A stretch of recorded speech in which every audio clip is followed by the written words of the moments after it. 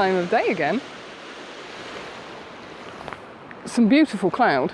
Not the beautiful cloud I'd hoped for, but certainly decent detail up there.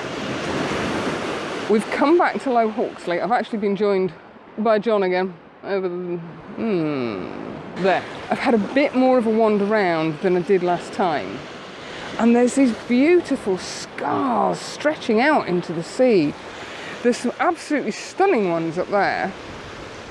Coquette Island is there. We had a band over here of vibrant colour, but from here it looked like there was about 2 millimetres of it. So now the cloud is getting blown across. There's a very, very light wind. And it's just about waiting now. It's only about 8 o'clock. So we've still got another half an hour before full sunrise. And it's just a case of wandering around and seeing what compositions appear. I nearly lost my bag. So from now on, the bag stays on my back. Everything that I need is either slung over my shoulder or in my pockets. So I really don't want to end up swimming out to sea to get my camera. Yeah. I did one composition already, or I've done one composition already.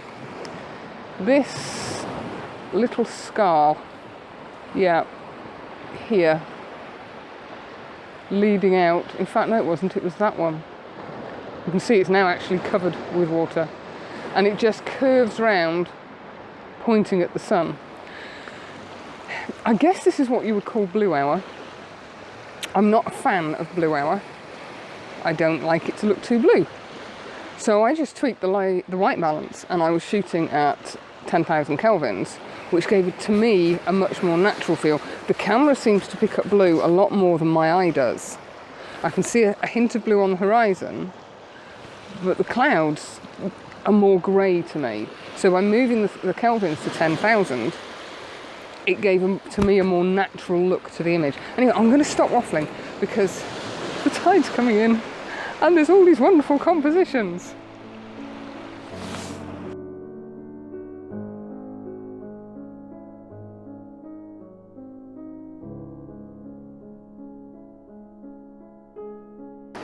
As expected, the light hasn't appeared, it's got snuffed out. We are at virtually 100% heavy cloud everywhere.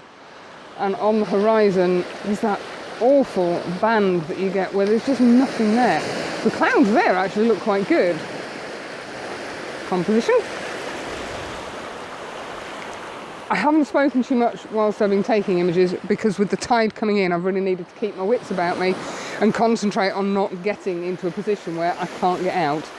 And I've already got knee deep in water.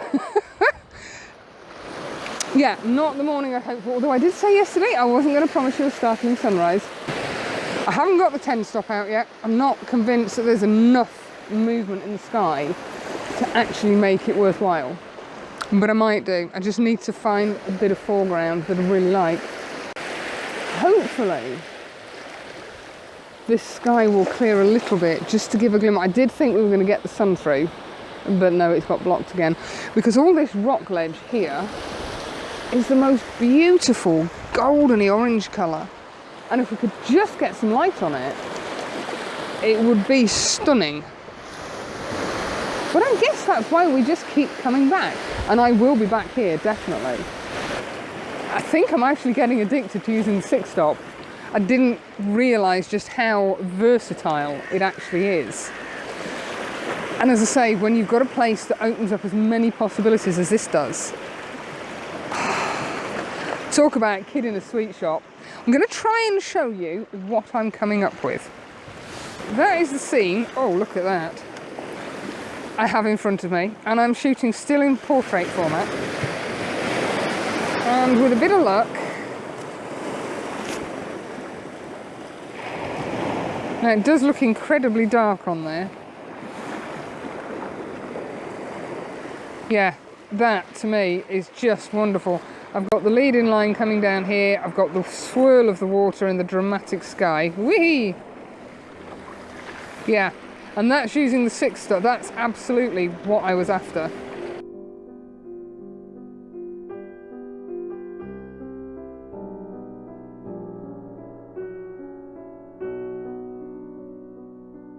And it really is just a case of walking around, going high, going low. I'm fairly low with this composition. I've got the bottom leg out and that's it. I actually need to zoom in a little bit because I'm getting a little bit of vignetting. I've got the ultra wide angle 10-20 on. I have got the wide angle leaf filter holder, but it still gives me a smidgen of vignetting around the edges. Oh. The sun is starting to come through over there. Let's see if I can show you. I mean, look at that. Could do with that coming down and shining on Coquette Island. But never mind. This is, just absolutely what I was hoping for. Yes, having the bright red, pinks and magentas in the skies would be awesome. But when that's not possible and you get this sort of a day, there's still so many possibilities to have. Don't let it put you off. Keep wandering around, keep looking, get your camera out, go up, go down. There's lead-in lines where you wouldn't expect it. The water as it flows back out with those gorgeous white lines. I'm going to have to stop this one because I could do a million photos here. And I'm going to keep wandering around and having a look. I am in no rush to head off anywhere today.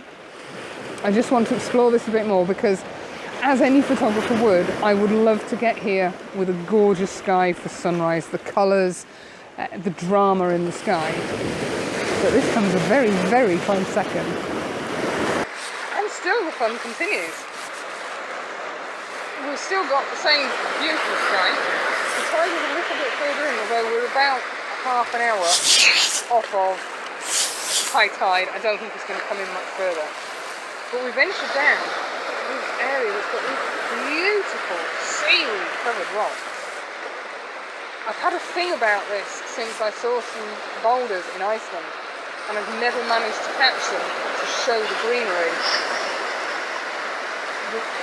I need the water to come in just a little bit further to get the effect that I'm after. And so let's turn you around so you can see this is the basic composition I'm aiming for. I've got this mass of rock here that's all covered in this gorgeous green seaweed, and there's a couple of channels, one there and one there, and I'm just waiting for the tide to come up high enough to be rushing through those and then rushing back out, leaving those lovely white lines. I think we've probably got about another 20 minutes to go, and this is the best composition that I've found. It kind of leads you out up into the dark, dramatic sky, which is emphasising with the use of 2.6 filters, ND grads.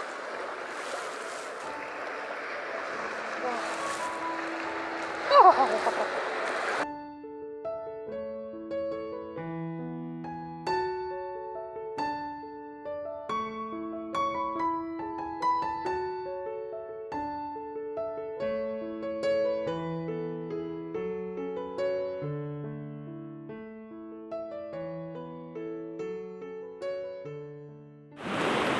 There are times when I really don't know when to stop.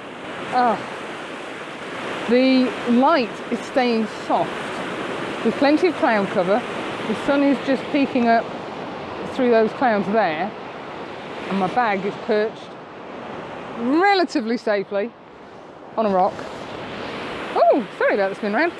And my subject matter, oh God, I'm sinking, is this rock here. And I'm going for very minimal shots. I am shooting at f/13. I've got about 10 seconds on. I still have my 2.6 grads on. One's a hard and one's a soft. And I have the 6-stop because I am just loving the effect of the 6-stop. And of course, there we are. Oh, yes, that's the one. I'll see if I can show you what I've got. I think there is focus. So that essentially is my composition, except I'm shooting in portrait. And I'm waiting for the waves to come around here and start going out just like they are doing now, and then I'm taking my shot. As I say, we're on a 10-second exposure, and I'll try and show you the finished result. That was the shot I've just taken. That's the one that I really like. The dramatic sky, very faint horizon line, and I've just been playing There's no finer way, there's no finer way to learn your camera than to be out here and trying and learn what your filters can do. Sometimes it works, sometimes my timing's off, sometimes I get results that I really didn't expect but that work so well. There's not a lot of froth on these waves as they're coming in, so I'm not getting the huge amount of drag lines that I was after, but I'm absolutely loving that. I really cannot think of a finer way to spend a winter's day.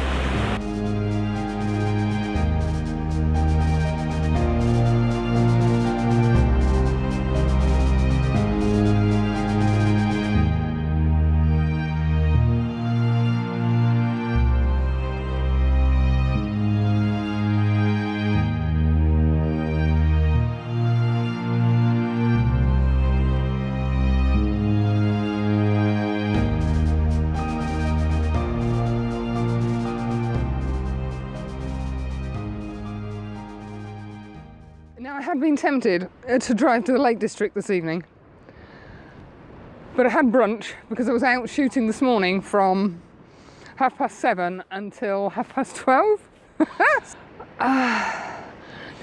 And I've been sitting debating the odds that there's possibly going to be a cloud inversion, and I'm thinking I really need to do this. Excuse me 1 second, I've got an image going that's not working how it should do. It's better? So I've stayed for sunset. Looky here, it's an awful lot more colourful than that, I can tell you. And behind me, you're getting no concept of it from this phone. It's amazing, but the whole sky is just lighting up. There's not a huge amount in the way of cloud detail. We've got some nice cloud up here, but with the tide out, finding a composition has become really, really hard.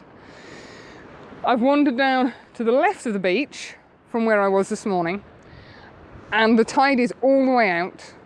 I've found a couple of rocks that make a V shape. Obviously we're not getting any wave action. They lead you straight out to Coquette Lighthouse, which is there, but given that I'm using the 10 to 20, that really is a splodge in the distance. That's better. I am using the 0.6 hard grad, the polarizer and the 6-stop because I wanted a little bit of sky movement. I'm still not quite happy with it, so I'm just going to change a few things and then I'll give you a look at what we're up to. That's better. So I've had a little play with the settings.